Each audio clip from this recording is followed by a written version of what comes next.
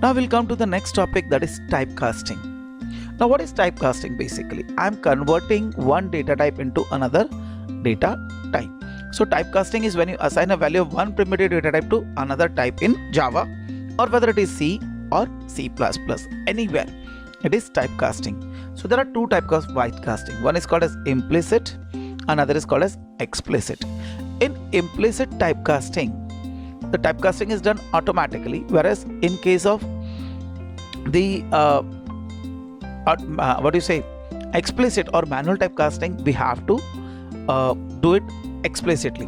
Now in typecasting, remember one thing: if I want to convert my smaller type of data to the bigger type, it is done implicitly. Fine. So byte is 8 byte, it is directly converted to short int. Short int is of 2 bytes, it can be converted into character. Fine. Now character can be easily converted to integer, integer can be converted to long, long can be converted to float, and float can be converted to double, because every next data type is bigger than the previous data type. So there is no chance of losing the information. It is as good as if I keep my feet in the bigger sandal or bigger shoe than my leg size. So if it is bigger, it is having no issues.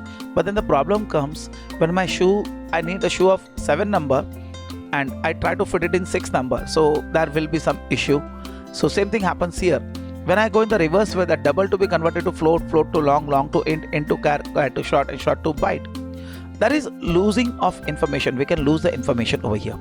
So float, when it is converted to double is converted to float. So one is of 8 byte, one is of 4 byte. Definitely there will be loss of information. Same way when I convert short to byte, short is of 2 bytes and byte is of 1 byte. So when I convert a 2 byte information to 1 byte, definitely there will be loss of information. So when we go for smaller to bigger data type, it is called as widening. And when I come from bigger to smaller data type, it is called as narrowing or shortening. So widening is automatic and narrowing is to be done explicitly. So you can say widening is implicit and narrow is explicit. So let's see one of the example for this. Now here I have my class, that is my class. Public static void main asks int my int. So this is my int is a variable with a value 9. Now double. So my double is my int. There is no issue. It will be easily typecasted. Very easily typecasted, and I'll get both the case output as 9 and 9.0. 9.0 because I'm getting the double is a floating point, so I will get dot 0 along with it. Fine, since it is a floating point. So very simple logic. Now, so this was my code, and another code, meaning what will happen, I've taken my double is 9.78 and I'm converting integer. So here I am writing int. Fine, beyond the like in bracket. So this is for typecasting. Now my double is 9.78. Definitely we will lose it 0.78 information and it will be converted into 9. So it will display integer. So let's see demonstration of this codes. Fine. So I'll just copy this code here. So I've written the code in Notepad. So I'll save this code with the name my class. So let's compile this code now. First let's see. Now I'll write dir. See, my class.java is available, and now I'll write javac my class.java. So the moment I compile this code, and if it comes to C prompt properly, then definitely there is no error in the code. See, it has come to C prompt, means my code is error free. And I'll just write now javac my class. So you can see the output. Now what it says that my class, it's not available. Java my class is not available. Let's see what happened now. Okay, so I did a mistake. The my class was C should be capital.